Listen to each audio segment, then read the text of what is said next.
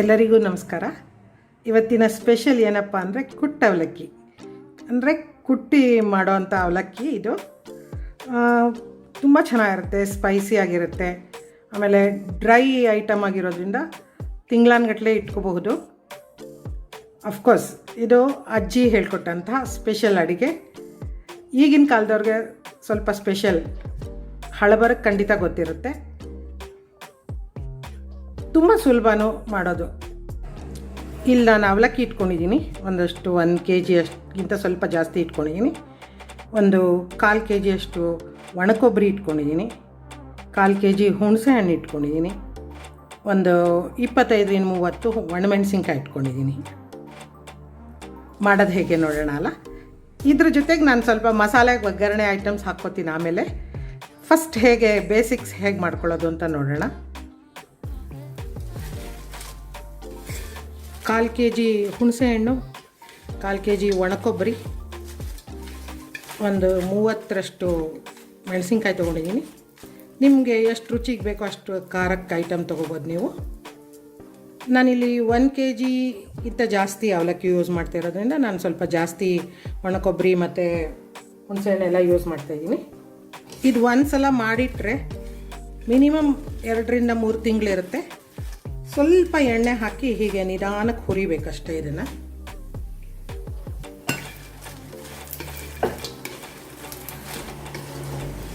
ಅಂದರೆ ಮೆಣಸಿನ್ಕಾಯಿ ಘಾಟ್ ಬರಬಾರ್ದು ಮತ್ತು ಹುಣಸೆ ಹಣ್ಣೆಲ್ಲ ಕ್ರಿಸ್ಪ್ ಆಗಬೇಕು. ಒಂದು ಸ್ವಲ್ಪ ಸಣ್ಣ ಉರಿನಲ್ಲಿ ಹೀಗೆ ಹುರಿಯಿರಿ. ಅದಕ್ಕೊಂದು 15 ನಿಮಿಷ ಆಗುತ್ತೆ. ಇದು ಹುರ್ಕೋತಾ ಇರಲಿ. ಆಗಾಗ ಒಂದು 2 ನಿಮಿಷಕ್ಕೊಂದು ಸಲ ಹೀಗೆ ಕೈ ಆಡಿಸಿದ್ರೆ ಸಾಕು.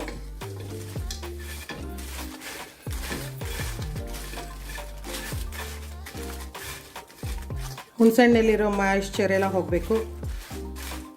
ಒಣಕೊಬ್ಬರಿಲೂ ಅಷ್ಟೇ, ಯಾಕೆಂದರೆ ನಾವಿದನ್ನು ತಿಂಗಳಾನ್ಗಟ್ಟಲೆ ಇಡ್ತೀವಿ. ಇದು ಹುರಿತಾ ಇದ್ದೀವಿ. ಇನ್ನೊಂದು ಕಡೆ ನಾವು ಅವಲಕ್ಕಿನೆಲ್ಲ ಮಿಕ್ಸಿಗೆ ಹಾಕ್ಕೊಂಡು ಸ್ವಲ್ಪ ಸಣ್ಣ ತರಿ ಮಾಡ್ಕೊಳ್ಳೋಣ. ಅವಲಕ್ಕಿನ ಮಿಕ್ಸಿಗೆ ಮಾಡೋಣ. ಸಣ್ಣ ರವೆ ಥರ ಮಾಡ್ಕೋಬೇಕು.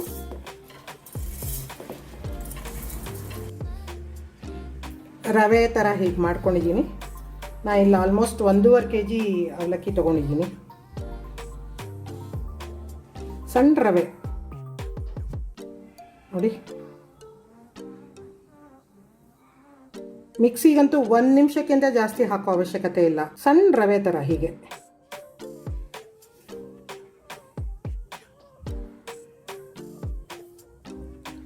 ಮಿಕ್ಸಿಗೆ ಹಾಕುವಾಗ ಒಂದೊಂದು ಸಲಕ್ಕೆ ಒಂದೊಂದು ಮಿನಿಟ್ ಹಾಗಿಂತ ಜಾಸ್ತಿ ಹಾಕಿಬಿಡಿ, ತುಂಬ ನುಣ್ಣಗಾಗೋಗುತ್ತೆ. ಇದಿಲ್ಲಿ ರೆಡಿ ಮಾಡ್ಕೊಂಡಿದ್ದೀವಿ. ನಮ್ಮ ಮೆಣಸಿನ್ಕಾಯಿ, ಒಣಕೊಬ್ಬರಿ, ಹುಣಸೆ ಹಣ್ಣು ಇಲ್ಲಾಗಿದೆ ನೋಡಿ. ಇದು ಸ್ವಲ್ಪ ತಣ್ಣಗಾಗಲಿ ನೋಡಿ. ಮೆಣಸಿನ್ಕಾಯಿ ಇದೆಲ್ಲ ಅದರಲ್ಲಿರೋ ಮಾಯಿಶ್ಚರ್ನೆಲ್ಲ ಕಳ್ಕೊಂಡು ಇದಾಗಿದೆ. ರೂಮ್ ಟೆಂಪ್ರೇಚರಿಗೆ ಬಂದಮೇಲೆ ಇದನ್ನು ಪುಡಿ ಮಾಡ್ಕೊಳ್ಳೋಣ. ಈಗ ಇದು ತಣ್ಣಗಾಗಿದೆ ನೋಡಿ. ಹೀಗೆ ಪಟ್ ಅಂತ ಮುರಿಯೋ ಥರ ಇದೆ. ಮೆಣಸಿನ್ಕಾಯಿ ಎಲ್ಲನೂ ಅಷ್ಟೇ ಕ್ರಿಸ್ಪಾಗಿರುತ್ತೆ. ಆಮೇಲೆ ಹುಣಸೆ ಹಣ್ಣು ಅಷ್ಟೇ ನೋಡಿ, ಗಟ್ಟಿಗಾಗ್ಬಿಟ್ಟಿರುತ್ತೆ. ಪಿತ ಹೋಗಿ ಡ್ರೈ ಆಗಿರುತ್ತೆ. ಮಿಕ್ಸಿಗೆ ಹಾಕ್ಬಿಟ್ಟು ಪುಡಿ ಮಾಡ್ಕೊಂಬಿಡೋಣ.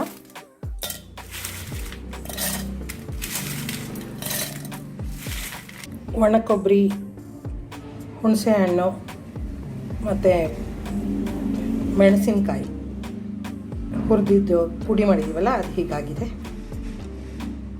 ಈಗ ನೆಕ್ಸ್ಟ್ ಒಗ್ಗರಣೆ ಮಾಡ್ಕೊಳ್ಳೋಣ. ಸ್ವಲ್ಪ ದಪ್ಪ ತಳದ ಬಾಣಲೆನೇ ತೊಗೊಳ್ಳಿ. ಒಂದು 200 ml ಅಷ್ಟು ಎಣ್ಣೆ ಯೂಸ್ ಮಾಡಿ.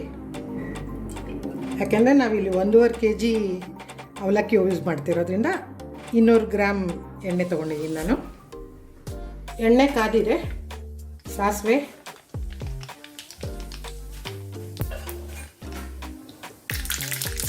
ಆದಮೇಲೆ ಕಡಲೆಕಾಯಿ ಬೀಜ ಹಾಕ್ತಾಯಿದ್ದೀನಿ. ಒಂದು 150-200 ಗ್ರಾಮ್ ಗೋಡಂಬಿ,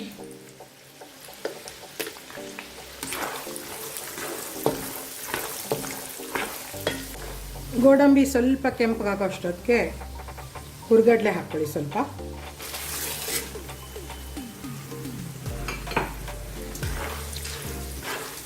ಆಲ್ಮೋಸ್ಟ್ ಎಲ್ಲನೂ 150 ಗ್ರಾಮ್ ಕಡಲೆಕಾಯಿ ಬೀಜ, 150 ಗ್ರಾಮ್ ಗೋಡಂಬಿ, 150 ಗ್ರಾಮ್ ಹುರಿಗಡಲೆ ಯೂಸ್ ಮಾಡ್ತಾಯಿದ್ದೀನಿ ನಾನಿಲ್ಲಿ. ಗೋಡಂಬಿ ಕಡಲೆಕಾಯಿ ಬೀಜ ಎಲ್ಲ ಹದವಾಗಿ ಆಗಿದ ತಕ್ಷಣ 1 ಸ್ಪೂನ್ ಅರಿಶಿನ ಯೂಸ್ ಮಾಡಿ ಹಾಕಿ.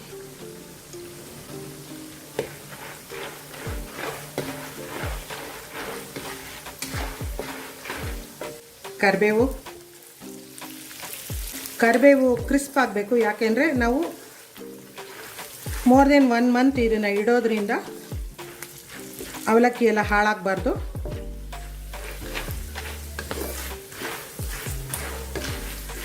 ಗರಿ ಗರಿ ಗರಿ ಅಂತಾರಲ್ಲ ಆ ಥರ ಆಗಬೇಕು ಕರಿಬೇವು. ಇಲ್ಲಿ ಸ್ವಲ್ಪ ಒಣಮೆಣಸಿನ್ಕಾಯಿ ಹಾಕ್ತಾಯಿದ್ದೀನಿ. ಇದು ಸುಮ್ಮನೆ ಅಲಂಕಾರಕ್ಕೆ, ಇದ್ರದ್ದು ಖಾರ ಏನು ಬರಲ್ಲ. ನಾವಾಗಲೇ ಖಾರಕ್ಕೋಸ್ಕರ ಅಲ್ಲೆಲ್ಲ ಹುಣಸೆಹಣ್ಣು ಇದು ಎಲ್ಲ ಮಾಡ್ಕೊಂಬಿಟ್ಟಿದ್ದೀವಿ, ಮೆಣಸಿನ್ಕಾಯಿ ಎಲ್ಲ.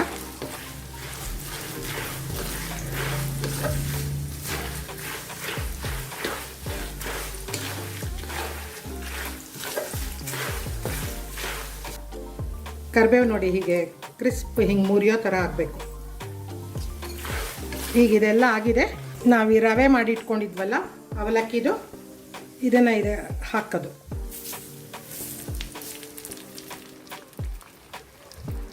ಅವಲಕ್ಕಿ ರವೆ ಜೊತೆಗೆ ನಾವಿಲ್ಲಿ ಮಸಾಲೆ ಮಾಡ್ಕೊಂಡಿದ್ದೀವಲ್ಲ, ಹುಣಸೆ ಹಣ್ಣು, ಒಣಕೊಬ್ಬರಿ, ಮೆಣಸಿನ್ಕಾಯಿ,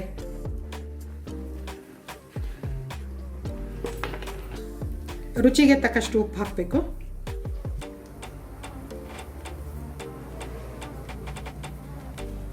ಇದು ಹುಳಿಗೊಜ್ಜು ಟೇಸ್ಟ್ ಬರೋದ್ರಿಂದ ಸ್ವಲ್ಪ ಸಿಹಿನೂ ಇರಬೇಕಾಗತ್ತೆ.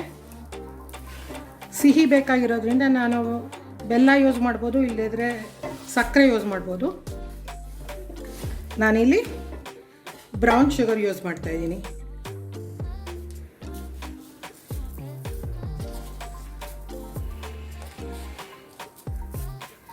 ಇದೊಂಥರ ಹುಳಿ ಹುಳಿ, ಸಿಹಿ,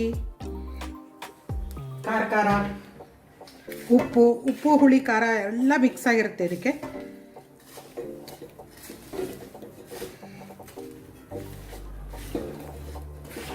ಹೀಗೆ ಚೆನ್ನಾಗಿ ಹುರಿಬೇಕು ಒಂದು 10-15 ನಿಮಿಷ. ಇದನ್ನು ಅವಲಕ್ಕಿಲಿರೋ ಮಾಯಿಶ್ಚರ್ ಹೋಗಬೇಕು, ಪ್ಲಸ್ ಎಲ್ಲ ಮಿಕ್ಸ್ ಆಗಬೇಕು. ಇದು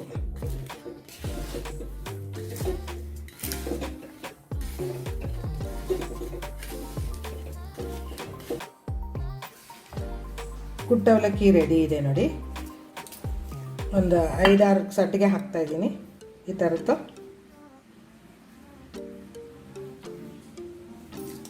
ಹೀಗೆ ಪುಡಿ ಪುಡಿ ಮಾಡಿ ಹಾಕ್ಕೊಳ್ಬೇಕು.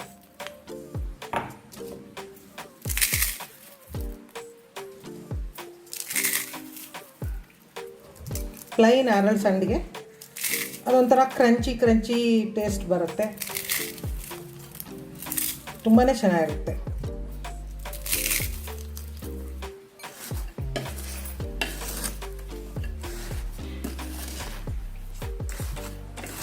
ಹೀಗೆ ಮಿಕ್ಸ್ ಮಾಡಿ ಇಟ್ಬಿಟ್ರೆ ತಿಂಗಳಾನ್ಗಟ್ಟಲೆ ಇಡಬಹುದು. ಇದನ್ನು ಮಿನಿಮಮ್ 1 ತಿಂಗಳಂತೂ ಖಂಡಿತ ಇಡಬಹುದು. ಆರೋಗ್ಯಕ್ಕೂ ಒಳ್ಳೆಯದು, ಎಣ್ಣೆ ಇಲ್ಲ, ಇದಿಲ್ಲ. ಪ್ರವಾಸಕ್ಕೆ ಹೋದಾಗ ಎಲ್ಲ ತುಂಬಾ ಹೆಲ್ಪ್ ಆಗುತ್ತೆ. ಹೆಲ್ತಿ ಫುಡ್ ನೀವು ಮಾಡಿ ನೋಡಿ. ಕುಟ್ಟ ಅವಲಕ್ಕಿ. ಸಬ್ಸ್ಕ್ರೈಬ್ ಮಾಡೋದನ್ನು ಮರಿಬೇಡಿ. ಜನಾಂತರನ್